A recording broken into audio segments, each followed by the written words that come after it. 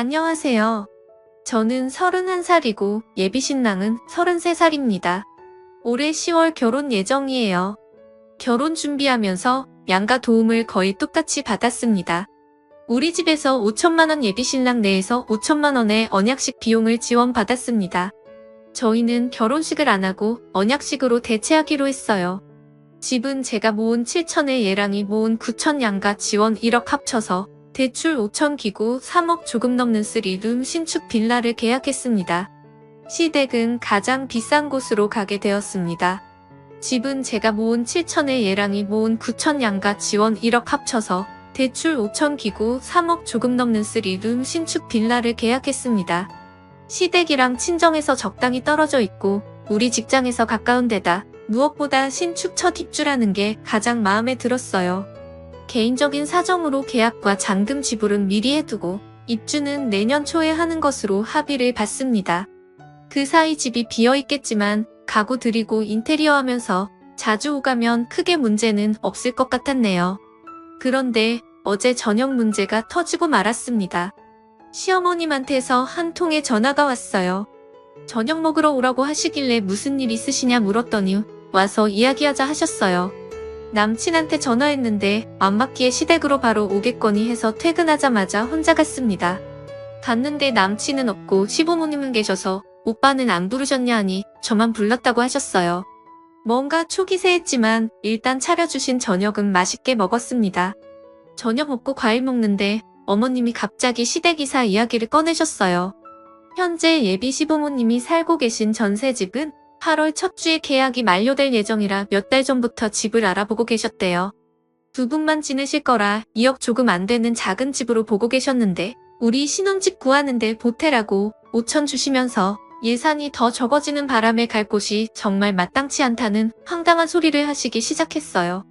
올 연말에 현금이 융통될 일이 하나 있으니 그때 다시 예산을 채워서 이사갈 집을 구할 건데 그 사이에 3달 정도 지낼 곳이 마땅치 않아 걱정이라고 우는 소리를 하셨습니다.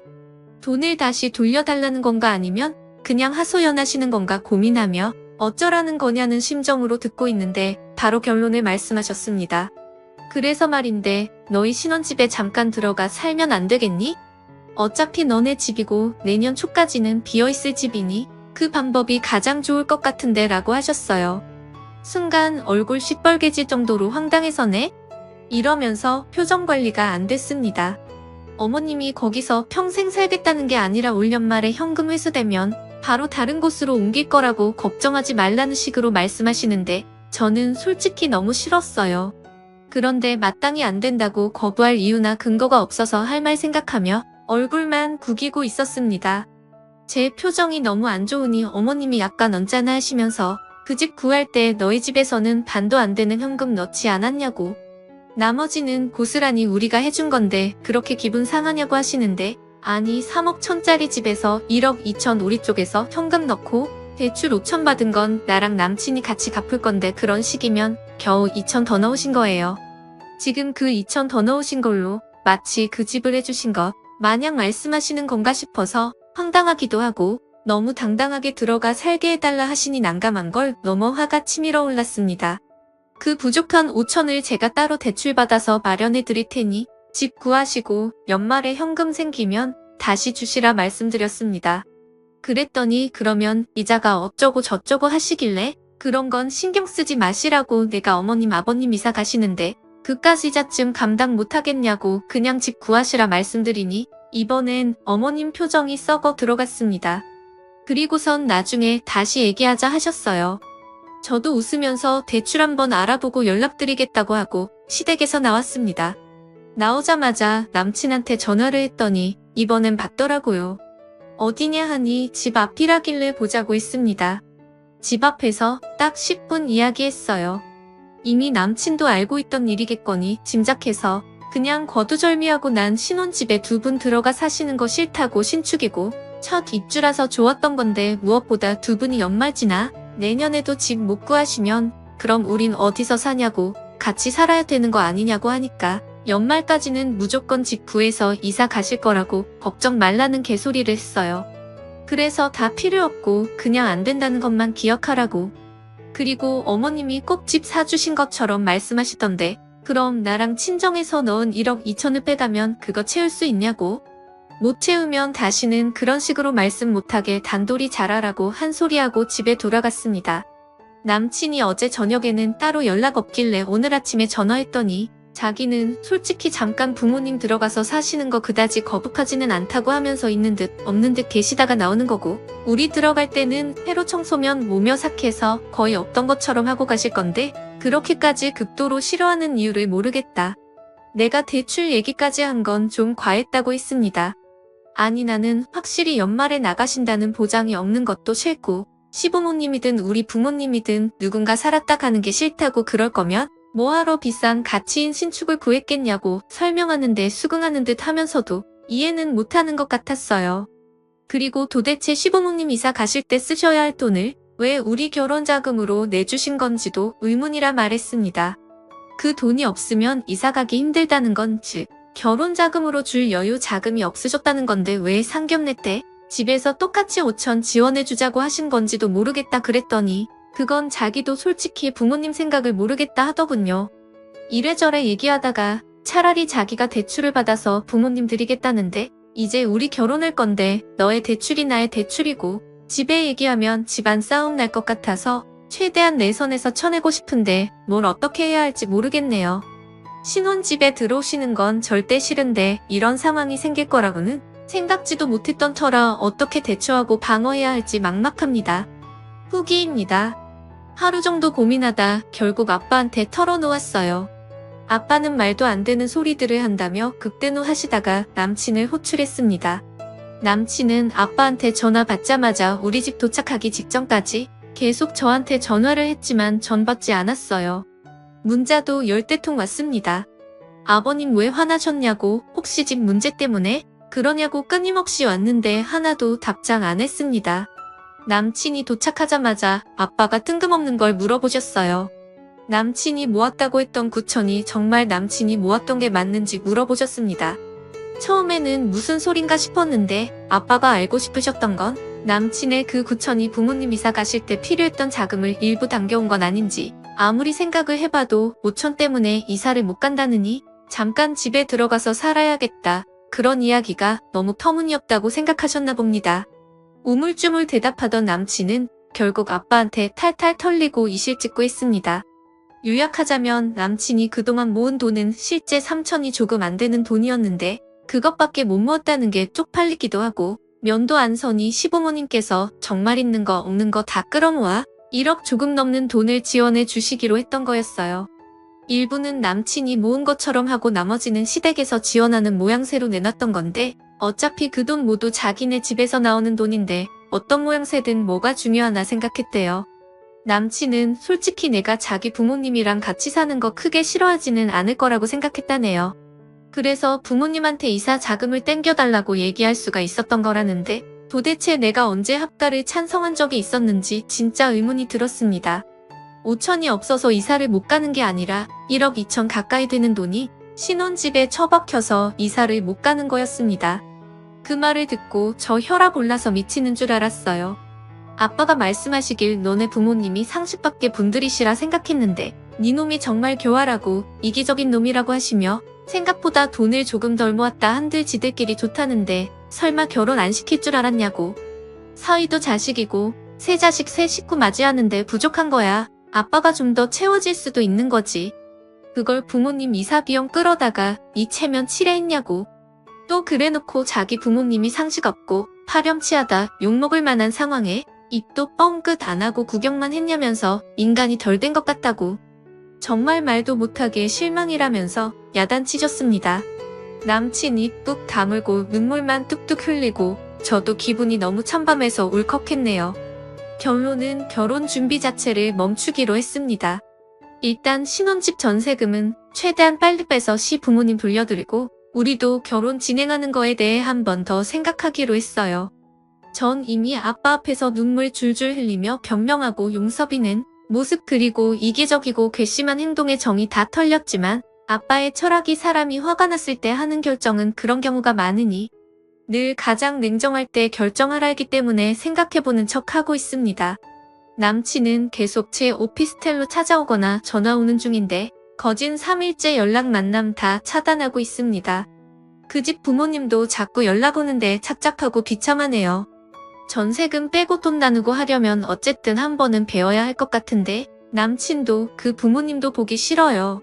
일단 상황은 현재 이렇고 현명하게 많은 일들을 해결하게 된다면 후기를 남기겠습니다. 긴 글 읽어주셔서 감사합니다. 안녕하세요. 2년 만난 남자친구와 얼마 전 파혼하고 이렇게 사연을 보내게 되었습니다. 저는 29살, 남자친구는 저보다 고작 1살 더 많은 30살이에요. 2년 가까이 연애를 하면서 남자친구의 말투 때문에 몇 번 싸웠던 적이 있어요. 다른 일로는 의견 다툼이나 싸운 적이 한 번도 없는데 이상하게 가끔 한 번씩 나오는 말투가 너무 거슬리더라고요. 저보다 고작 1살 더 많으면서 저한테 명령하듯이 이야기합니다. 가장 심해질 때는 식당에서 음식을 먹고 있을 때예요. 사사건건 하나하나 저한테 다 시키고 자기는 손가락 하나씩만 먹게 돼요. 예를 들어 밥이나 반찬이 필요해도 저한테 시키고 식당에서 일하는 직원 불러서 주문하는 일까지도 전부 저한테 다 하라고 시킵니다. 그런 건 남자보다는 여자가 해야지 식당 입장에서 신경도 더 써주고 잘해준다면서요. 무슨 헛소리인지 모르겠는데 이것 때문에 남자친구랑 몇 번 싸우기도 하고 말투를 고쳐보려고 노력도 했지만 원래 타고난 성격이라 그런지 쉽지 않았어요. 그것 말고는 별 문제 없는 사람이라 생각했고 결혼까지 생각해서 부모님을 뵙고 인사를 드리러 갔죠. 남자친구네 집안은 남자만 3형제입니다. 그리고 3형제 중에 막내예요. 큰형은 결혼해서 1년 동안 부모님 댁에서 학과하고 같이 살다가 지금은 분가했다고 하고 둘째 형은 상견례까지 다 마치고 결혼식 날짜까지 다 마치고 분가했다고 하고 둘째 형은 상견례까지 다 마치고 결혼식 날짜까지 잡아놨는데 파혼했다고 들었어요. 성격 차이로 여자 쪽 집안이랑 크게 싸우고 파혼하고 서로 원수지간이 되었다 하더라고요. 저희도 2년이면 결혼까지 생각하기엔 조금 짧은 시간이지만 제 나이도 있고 더 미루고 재보고 할 시간이 너무 아까워서 결혼하기로 했어요. 그러나 남자친구 집에 인사드리러 갔다가 그 당일날에 이 결혼은 아니다 생각이 들어서 파혼하고 헤어지게 되었습니다. 남자친구의 집에 일요일 낮에 방문했어요. 12시가 조금 넘은 시간이었는데 뭔가 선물을 들고 갈 만한 게 없을까 고민하다가 마트에서 한우 선물 세트를 사들고 인사를 드리러 갔어요. 집에는 남자친구의 부모님 2분과 그 집에서 같이 살고 있는 둘째 형이 있었고 분가해서 살고 있던 첫째 형 식구들도 저를 보고 싶다면서 같이 집에 와 계시더라고요. 간단하게 인사드리고 앉아 있었는데 어머님과 첫째 형의 부인 되시는 분이 주방에서 한참 식사 준비를 하고 계셨어요. 여자는 저 혼자 거실에 앉아 있으려니 눈치도 보이고 가만히 있기 뻘쭘해서 저도 뭐라도 돕겠다고 말씀드렸는데 아버님께서 제게 아직은 손님이니까 지금은 안 해도 된다 하시며 저를 그냥 앉아있게 하시더라고요. 그때 큰형의 아내분께서 몸집만큼 큰 상을 질질 끌듯이 힘겹게 들고 오시는데도 그 집안 남자들은 아무도 관심이 없더라고요. 제가 옆에 앉아있는 남자친구에게 옆구리를 쿡쿡 찌르며 좀 도와주라고 눈치를 줬더니 그제서야 형수님 이건 제가 할게요 하며 나서더라고요. 아버님은 예비 막내 며느리가 가져온 한우 맛 좀 보자며 자리를 잡고 앉으셨고 뒤를 이어서 그 집안 남자들이 밥상 앞에 둘러 앉았습니다. 어머님과 큰며느리만 발이 안 보이게 주방을 왔다 갔다 하며 음식을 나르시는데 온 집안 남자들은 손가락 하나 까딱 안 하고 밥상 차려지기만 기다리고 있었어요. 거기까지는 그저 우리 집이랑 분위기가 많이 다르구나 이상하다 정도로만 생각했는데 지금부터 벌어지는 일이 제가 결혼을 하면 안 되겠구나 결심하게 된 부분입니다. 어머님은 밥상 아래에 불판을 두고 고기를 구우십니다. 어머님이 고기를 열심히 구우면 첫째 며느리는 구워진 고기를 한 입 크기로 잘라서 접시에 담아 상에 올립니다. 그 집안 남자들 넷은 다 구워진 고기를 집어먹기에 바쁩니다. 저는 거의 고기에 손도 안 대고 남자들 먹는 모습 지켜보고만 있었고 다 큰 성인 남성 넷이 소고기를 먹어치우기 시작하자 어머님이 혼자 굽는 속도로는 따라갈 수가 없더라고요. 그때 제 옆에 있던 남자친구가 밥이라고 한마디 하자 고기를 굽던 어머님이 조용히 일어나서 주방으로 가셨고 아버님과 첫째 형도 나도 밥 줘? 라고 한마디 합니다. 지금까지 구워진 고기를 옮기던 첫째 며느리가 어머님 대신 고기를 굽기 시작하고 또다시 아버님이 마늘 이라고 한마디 하니 이번엔 첫째 며느리가 일어나서 주방으로 가더라고요. 어머님이 식구 숫자대로 밥을 퍼오셨고 다시 고기를 굽기 시작하셨어요. 그 집안 남자들 어느 누구도 여자들에게 함께 고기 먹으라는 제안을 안 합니다. 심지어 제 남자친구까지 저한테 고기 좀 먹으라는 말 한마디 없어요. 그냥 머리 쳐박고 먹기만 합니다. TV에서는 뉴스가 나오고 있었고 아버님이 뉴스를 보다 말고 이번 대통령 후보에 대한 이야기를 꺼냈어요. 누구라고는 이야기 안 하겠지만 한 특정 후보의 의혹에 대한 뉴스 보도가 나오고 있었는데 식사를 하던 아버님이 뉴스를 보며 멸변을 토하시더라고요. 나머지 아들 셋도 자기 아버지를 따라 다들 한마디씩 하기 시작하고 식탁 위에서는 너 말이 맞네 내 말이 맞네 하면서 정치 토론회장이 열립니다. 한 가족으로 살아왔지만 네 사람의 생각이 다 다른 것도 좀 웃기더라고요. 서로 의견이 다르니 목소리가 커지기 시작하고 특히 아버님과 첫째 형은 악센트가 너무 세서 그런지 한마디 할 때마다 입에서 음식 파편이 상위로 날아다닙니다. 저는 평소에 산낙지나 곱창 번데기도 잘 먹고 오래된 재래시장 가서 할머님들이 맨손으로 비벼주시는 국수도 잘 먹을 정도로 비위가 좋은 편이지만 그 집 안밥상에 앉아있으니 속이 좋지 않고 구역질이 날 것 같았습니다. 제가 아침 일찍부터 마트에 가서 고르고 골라서 가져온 최고급 선물용 한우가 갑자기 집을 잘못 찾아온 것 같고 이 자리에 어울리는 선물이 아니라는 생각이 들더라고요. 그냥 돼지고기 삼겹살이나 몇 근 끊어서 가져올 걸 그게 더 어울리는 인간들이구나 싶었어요. 남자들은 어머니와 첫째 며느리에게 계속 명령조로 이야기합니다. 밥 가져와, 물 떠다 줘, 고기 없잖아 빨리 등등 전부말이 짧고 말투가 신경질적이더라고요. 어머니와 첫째 며느리는 그런 소리를 듣고 기분도 안 나쁜지 순종적으로 시키는 대로 잘합니다. 저는 그 자리에 앉아있으면서 제 남자친구가 그동안 왜 나에게 그토록 명령조로 이야기했는지 원인을 알아챌 수 있었어요. 전부 그 집안의 아버지에게서 물려받았고 형제들까지 모두 똑같구나 싶더라고요. 제가 사간 고기를 원 없이 먹고는 이제 배가 좀 부른 건지 남자들은 모두 소파로 옮겨갑니다. 그제서야 며느리와 어머님은 남자들이 먹다 남기고 간 얼마 안 남은 고기를 먹으며 집으로 돌아갑니다. 이게 가족들끼리 밥을 먹는 화목한 밥상인지 아니면 동물의 왕국을 보는 건지 점점 제가 헷갈리더라고요. 저는 이상한 기분이 들었지만 그 집안 남자들과 심지어 여자들마저 아주 자연스럽게 늘 그랬던 것처럼 그대로 밥을 먹었습니다. 어머님과 첫째 며느리가 밥을 몇 숟갈 뜨기도 전에 첫째 형이 커피? 라고 한마디 하니까 또다시 밥을 먹게 됩니다. 또다시 밥 먹다 말고 며느리가 일어나 주방에 가서 커피를 타서 가져왔습니다. 저보고 커피나 과일 먹고 싶냐고 하길래 괜찮다고 거절했는데 아버님께서 집에 손님이 왔는데 과일이라도 내와야지 라고 말씀하셔서 어머님이 식사하다 말고 주방에 들어가 사과와 배를 깎아서 가져왔어요. 제가 시킨 것도 아니고 먹고 싶다고 한 것도 아닌데 괜히 어머님께서 사과와 배를 깎아주시는데 제가 시킨 것도 아니고 먹고 싶다고 한 것도 아닌데 괜히 어머님께서 사과와 배를 깎아주시는데 그렇게 식사가 마무리되고 대충 그 집안 식구들이 물어보는 것에 대답해주면서 30분 정도 더 앉아있다가 빨리 도망쳐야겠다 생각이 들어서 저녁엔 우리 집에 일이 있다고 둘러대고 도망치듯 인사하고 빠져나왔습니다. 현관에서 신발을 신으며 남자친구네 집안 식구들에게 인사를 하고 있었는데 첫째 며느리와 눈이 마주쳤고 다른 가족 뒤에서 저를 보고 살짝 미소를 지으면서 고개를 좌우로 2번 마치 아니라는 듯이 흔들더라고요. 자기 집에서 더 놀다가 저녁까지 먹고 천천히 가라는 남자친구의 손을 억지로 뿌리치고 차를 타고 집으로 돌아왔습니다.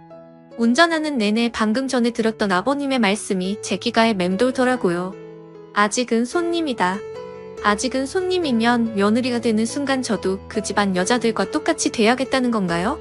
그리고 마지막 첫째 며느리 분께서 제 눈을 보고 고개를 가로저으시던 모습도 자꾸만 생각나서 도저히 이 결혼은 하면 안 되겠구나 결심하게 되었어요. 집에 돌아오자마자 저희 부모님께 그날 제가 보고 들은 모든 일들을 말씀드렸습니다. 묵묵히 아무 말 없이 제 이야기를 듣던 부모님이 저보고 앞으로 어떻게 할 거냐고 물으시길래 결혼 안 하고 바로 헤어지겠다 말씀드렸어요. 당연히 저희 부모님도 잘 결정했다면서 그런 집에 저를 시집 보낼 수 없다고 하셨고요. 이렇게라도 집안 가풍을 미리 알게 되어 천만다행이라고 하시는데 저도 그 말에 동의해요. 요즘 세상 어떤 세상인데 아직도 80년대에 살고 있는 집안이 있냐면서 미친 집구석이래요. 가장 불쌍한 건 이미 시집가서 살고 있는 그 집안 첫째 며느리입니다. 괜히 둘째 형이 파혼을 한 게 아니구나 싶고 저도 남자친구와 다음날 만나서 바로 헤어지자 이야기했어요. 평소 다혈질인 성격의 남자친구가 대체 뭐 때문에 그러냐고 우리 결혼하기로 한 거 아니냐고 묻길래 나는 너네 집안에 어울리는 여자가 아닌 것 같으니 다른 좋은 여자 만나라고 했습니다. 사실 이야기는 안 했지만 카드빚도 좀 있고 20대 초반에 한번 결혼했다가 이혼한 경력까지 있다고 거짓말을 했더니 남자친구 표정도 어두워지면서 말이 점점 없어지더라고요. 우리 부모님 살고 계신 아파트도 멀쩡해 보이지만 사실 월세고 어제 부모님께 인사드리고 집에 와서 생각해보니 우리 결혼하려면 내가 가진 돈이 하나도 없어서 대출을 더 받아야 하는데 그거 감당해줄 수 있겠냐고 물어봤어요. 나 이미 카드론으로 1,500만 원 있고 혼수나 결혼 비용까지 생각하면 최소 2천만 원은 대출 더 받아야 하는데 오빠 그거 감당할 수 있겠어? 난 결혼하면 첫째 형님처럼 집에서 살림만 하고 싶거든. 남자친구는 생각 좀 더 해보고 우리 시간을 갖자고 하더니 정확히 3일 후에 제 말이 맞다면서 우린 안 어울리는 것 같다며 헤어지자 하더라고요. 그렇게 저는 조상신이 도와주신 덕분에 지옥 문턱에서 돌아 나올 수 있었습니다. 이제 와서 생각해보면 한우값이 조금 아깝긴 하지만 그날 고기를 안 사갔더라면 그 집안 남자들 본 모습을 제대로 못 봤을 수도 있어요. 그 돈 주고 제 인생 구했으면 싸게 쳤다 생각하려고요. 남자친구에게 이야기했던 카드론이니 이혼 경력이니 뭐냐 한 건 전부 거짓말이었고 아무 이유 없이 파혼하자고 하면 화내고 따라다니며 해코지 할까봐 그런 말을 했던 거였어요. 역시나 통할 줄 알았고 먼저 헤어져 달라 하니 저야 감사할 따름입니다. 사람을 볼 때는 그 집안 부모와 가족들까지 다 본 뒤에 판단해야 맞을 것 같네요. 다들 행복하시고 좋은 하루 보내시길 바랍니다. 감사합니다. 다음 사연입니다. 결혼한 지 10년 된 초등학생 남매 키우는 여자입니다. 시부모님이 저희 집에서 몇 달만 신세를 지겠다 하시더니 눌러앉으려 하길래 내쫓았습니다. 제가 너무한 걸까요? 여러분들이 한번 판단해 주셨으면 합니다. 시부모님은 사시던 집이 시골 단독주택인데 그 집을 지키며 사는 것이 이제 의미가 없을 것 같다고 하셨어요. 시골집을 팔고 가까운 아파트에 전세로 들어가신다고 하셨는데 시골집이 생각보다 금방 팔렸습니다. 그 집을 매입한 사람은 빨리 들어오고 싶다고 했고 시부모님이 구한 아파트는 좀 더 있다가 들어가실 수 있다고 해서 저희 집으로 오셨어요. 아주버님 집도 근처이고 저희랑 똑같은 평수의 아파트이긴 한데 시부모님이 그 집에는 못 가 있겠다고 하셨습니다. 아주버님은 초등학생 아이들만 둘인데 4차원인 아이들이에요. 시부모님은 아이들이 정신없어서 그 집에 잠시도 못 있겠다 하실 정도입니다. 형님 살림이 지저분해서 그것도 싫다고 하셨습니다. 어머님은 저희 집에 오시면 형님 흉을 보시곤 했어요. 집 계약이 그렇게 되었다며 몇 달만 신세지자 하시는데 차마 거절할 수 없어서 큰 맘먹고 그리하시라 했습니다. 시부모님과 함께 지내는 동안 정말 힘들었어요. 작은 아이 방을 비워서 시부모님 쓰시도록 해드렸더니 그 방에서 담배 냄새가 났습니다. 아버님이 피우신 거겠죠. 게다가 아버님은 식탐도 많으셔서 몇 끼 식사 때마다 다음 끼니에 뭘 먹자고 메뉴를 정해주셨어요. 저희 집이 식당인 줄 아시냐고 따지고 싶었지만 참았어요. 입으셨던 옷, 양말 같은 것도 아무 곳에나 던져놓고 사용한 수건, 휴지, 물티슈도 여기저기 던져놓으셨습니다. 저는 외출도 제대로 못하고 외식도 못하고 주말에는 다 같이 움직여야 하니 너무 불편했지만 몇 달 만이니 참자했습니다. 너무 힘들 때는 남편에게 불평도 했는데 남편도 몇 달만 참아달라 해서 참았어요. 그런데 말씀하신 기일이 지났는데도 시부모님은 나갈 생각을 안 하셨어요. 집주인이 계약금을 돌려주며 그 집에 자기 아들네를 들여야 한다고 했답니다. 그래서 저와 남편은 다른 집 알아보는 거 함께 해드리겠다고 했죠. 전세가 별로 나와 있는 게 없었지만 그래도 발품 팔아가며 알아봤더니 있긴 있더라고요. 같은 값에 원래 있기로 했던 집보다 깨끗하고 큰 집을 보여드려도 이건 이래서 저건 저래서 싫다 하시면서 마음에 안 든다 하셨습니다. 그러는 동안 한 달이 더 지났어요. 그러더니 갑자기 우리 그냥 여기 살란다 하시더군요. 정말 눈앞이 다 캄캄하더라고요. 그래서 딱 잘라 말했어요. 아니요, 어머니. 저 여태 모시고 지낸 건 당분간이니까 참고 지낸 거예요. 사실 저 엄청 불편했어요. 계속 같이 못 지내요. 그랬더니 대신에 생활비를 다달이 100만 원씩 주신다고 하더라고요. 돈이 중요한 게 아니라 몸과 마음이 불편해서 싫은 것이라고 얘기했더니 역정을 내시면서 당신들이 뭘 그리 불편하게 했냐고 당신들이 오히려 제 눈치를 봤다네요. 그럼 서로 눈치 보며 불편하게 지내지 말고 따로 살면 된다고 했죠. 어머님은 당신이 아이들을 봐주면 편하게 맞벌이하고 살 수 있고 얼마나 좋냐고 결혼할 때 3천이나 해줬는데 하며 생색을 내셨습니다. 그래서 제가 그랬죠. 아주버님은 결혼하실 때 집도 사주셨고 빚 몇천 있던 것도 갚아주셨던 거 알고 있다고. 우리는 둘이 모은 돈으로 투룸 전세 시작해서 우리 힘으로 힘들게 산 집이라고. 어머님과 아버님 모실 자식은 아주버님이라고 했죠. 그런데 그 집은 정신이 없어서 못 사신대요. 어쨌든 저는 못 모신다고 계속 말씀드렸습니다. 다음날 시어머니가 아주버님한테 전화해서 작은 애가 우리랑 죽어도 못 산다 하니 너네 집에 가서 살란다. 방 비워놓고 데리러 와라 했습니다. 아주버님은 바로 달려와서 갑자기 이러면 어떡하냐고 자기네 돈도 없고 힘들다고 방도 없다고 하며 저와 남편에게 한참 사정을 하더군요. 저희는 끝까지 안 된다고 했어요. 아주버님은 결국 집에 가서 상의한다고 가더라고요. 다음날 조카들 데리고 저희 집에 아주버님이 왔습니다. 형님이 시부모님 모시고 사느니 이혼한다면서 애들도 다 놓고 짐 싸서 친정에 갔다네요. 아주버님 말이 참 웃겼어요. 재수씨 덕에 이혼하게 생겼네요. 하고는 자기는 일 때문에 멀리 출장을 다녀와야 하니 며칠만 아이들을 봐달라더군요. 아주버님과 형님이 짜고 생쇼를 하는 건지 형님 혼자 생쇼를 하는 건지는 모르겠지만 쇼하는 게 다 보인다고 했어요. 그리고 형님이 집을 나간 건 받을 건 다 받고 도리는 하기 싫다는 양심 없는 짓인데 그런 여자와 못하러 사냐고 했죠. 이혼하시라고 했어요. 아이들은 아주버님과 형님의 아이니 우리한테 떠넘길 생각 마시고 당장 데리고 가라 했고요. 형님이 이혼한다고 했으니 이참에 어머니 아버님이 가서 아이들 돌봐주시면 되겠다고 말했습니다. 가만히 있던 남편도 다행히 제 말에 동조를 하더라고요. 형님은 시부모님 못 모신다는 핑계로 집 나가서 남자를 만나고 다니는지 술을 먹으러 다니는지는 모르겠지만 아무튼 신이 나 있을 것이라고 했네요. 아무튼 형님은 아주 질이 나쁜 사람이라는 것은 확실하다 말했어요. 어머님은 말을 왜 그렇게 하냐는데 내 말 틀린 것이 있냐고. 어머님과 아버님이 기한 대로 집 구해서 나가셨으면 이 사단이 났겠냐고. 원인은 어머님 아버님이니 잘 해결하시라고 했습니다. 이도저도 아니면 나도 미련 없이 이 집에서 나갈 것이라고 했죠. 시부모님 저희 집에 계시는 동안 안 싸우던 우리가 몇 번을 싸웠는지 모르겠고 결국 아들 둘 다 이혼시키려거든 저한테 계속 죄를 뒤집어 씌워보시라고 했습니다. 결국 시부모님은 아주버님 내로 가셨어요. 형님은 계속 친정에 가서 안 돌아오고 계속 시위 중이라고 하네요. 어머님이 며칠 뒤에 전화를 하셔서 저만 가만히 있으면 좋았지 않았겠냐고 하시는데 받을 거 다 받아놓고 시부모 모시기 싫다고. 집 나간 형님이 잘못이지 저는 잘못이 없다고 했습니다.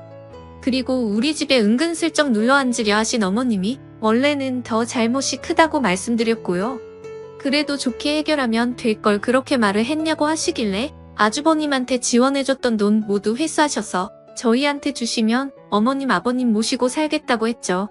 그렇게 하시고 저한테 큰 소리 치시면 받아들이겠다 했습니다. 형님은 제 멋대로 해도 말 못하시고 저와 남편은 만만하니 지금까지 그렇게 막 하셨는데 이제는 저도 형님처럼 내 멋대로 할 것이라고 말했습니다. 시부모님과 아주버님 내 사정 봐주다가는 우리도 이혼하게 될 것 같았어요. 어차피 이혼할 거면 지금 당장 이혼하는 것이 견디다 못해 나중에 이혼하는 것보다 나을 것 같아서 이혼할 각오로 할 말 못할 말 가리지 않고 있습니다. 이혼할 생각으로 말을 하니 말이 술술 나오더라고요. 시댁의 평화를 위해서 평생 스트레스 받고 살 마음은 없습니다. 남편에게도 이 얘기했고요. 자기 가족 일이라 남편은 좀 신경이 쓰이는 것 같기는 해요. 제가 말을 좀 막 하기는 했지만 그렇게 하지 않으면 안 될 것 같았습니다. 제가 잘못한 것인지 여러분들께서 판단해 주셨으면 해요. 쓴소리도 겸허한 마음으로 듣겠습니다. 감사합니다.